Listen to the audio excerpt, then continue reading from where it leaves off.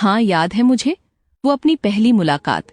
जब नजरों से पहली बार नजरें टकराई थीं, सिर्फ एक खामोशी थी हमारे बीच, और हम एक दूसरे के नाम से भी अनजान।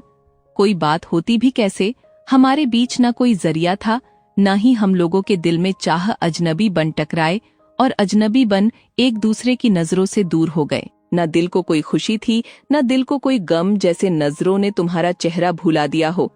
फिर हम अचानक एक कोचिंग सेंटर पर टकराए। शायद भगवान ने ये हमें मिलाने दूसरी और मजबूत कड़ी जोड़ी थी।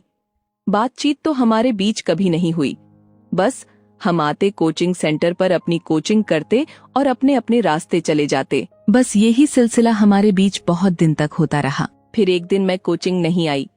शायद ये तुम्हारे लिए पहला एहसास था कि मैं तुम्हारे लिए कुछ खास हूँ, और मैं इन सब से अनभिज अपनी ही उलझन में उलझी हुई थी। फिर मैं दूसरे दिन भी कोचिंग नहीं आई। सर ने जब मेरी सहेली से पूछा, तब तुम्हें झांत हुआ कि मैं बीमार हूँ। मेरी बीमारी में 7 दिन बीत गए खामोशी से। ठीक होने पर मैं कोचिंग आई।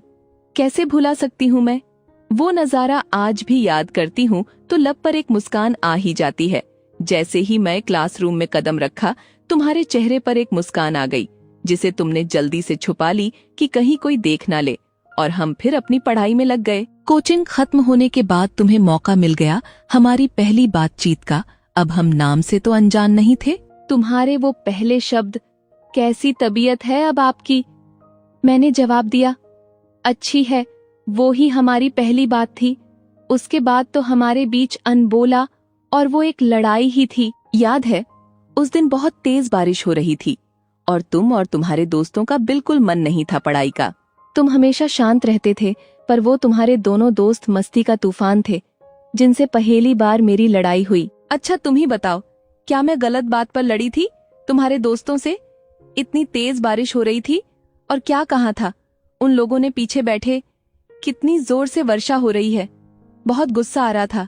मैं तो क्लास खत्म होने का इंतजार कर रही थी कि कब क्लास खत्म हो और कब मैं लड़ूं, और मैंने गुस्सा भी किया तुम्हारे दोस्त पर हम दोनों के बीच बस और बस खामोशी ही रही। एक दिन कोचिंग सेंटर पर एक कार्यक्रम होना था, जहां सिर्फ उस दिन मस्ती और केवल मस्ती होने वाली थी। गाने बज रहे थे, और जब एक गाना मुझे बहुत परेशान कर रहा था, वो तुम्हारे दोस्त का पसंदीदा गाना था, जिसको वो हर थोड़ी देर में बजाता, और मैं मन ही मन चिढ़ रही थी। तुम मेरे चेहरे को देखकर समझ गए थे, इसलिए तुम्हारे कहने के बाद वो गाना नहीं बजा। बातचीत तो हम दोनों के बीच उस दिन भी नहीं हुई, पर हाँ, तुम्हारे जिन दोस्तों से मेरी लड़ाई हुई थी, उनमें एक से बातचीत शुरू हो गई। अब बस इतना था तुम्हारे सामने।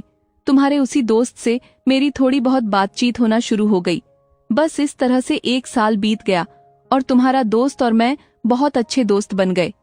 एक दूसरे का फोन नंबर भी हमारे पास था, और तुम्हें सब पता था कि हम दोनों बातें फोन पर भी करते हैं, और तुम्हें ये भी पता था हम सिर्फ दोस्त और केवल अच्छे दोस्त थे। पर जिंदगी शायद मेरी और तुम्हारी कहानी लिखने में व्यस्त थी, क्योंकि मैं जब भी तुम्हारा नाम लेती अपनी सहेली से बात करते हुए, तुम मुझे उसी वक्त सामने नजर आते या मेरे पीछे से आते हुए नजर आते।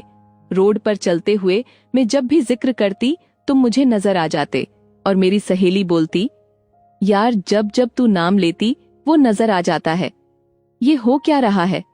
और मैं हंसकर बात टाल देती, एक इत्तेफाक समझकर, क्योंकि मैं तो प्यार होता क्या है इससे कोसों दूर थी। मुझे तो सिर्फ पढ़ाई और मस्ती, यही 2 बातें आती थीं, और मैं इनमें ही डूबी हुई तुम्हारे एहसास से अनभिज्ज थी। एक दिन अचानक तुम्हारे दोस्त ने तुम्हारा जिक्र छेड़ा मुझसे, और मैं अनजाने में उसको बोल गई, अरे यार पता नहीं क्या है, मैं जब भी नाम लेती हूँ उसका तो वो मुझे नजर आ जाता है। पता नहीं क्या है हमारे बीच। और तुम्हारा दोस्त जोर से हंसा, और मैं भी उसके साथ हंस दी। फिर वो मुझे बोला, वो बहुत अच्छा इंसान है, तुम उससे भी दोस्ती कर लो। और मेरा जवाब था, हाँ जानती हूँ, वो बहुत अच्छा इंसान है। 2 दिन बाद फ्रेंडशिप डे था। तुम सबके लिए चॉकलेट लाए थे, और तुमने मुझे भी दी, हैप्पी फ्रेंडशिप डे बोलकर, याद है तुम्हें?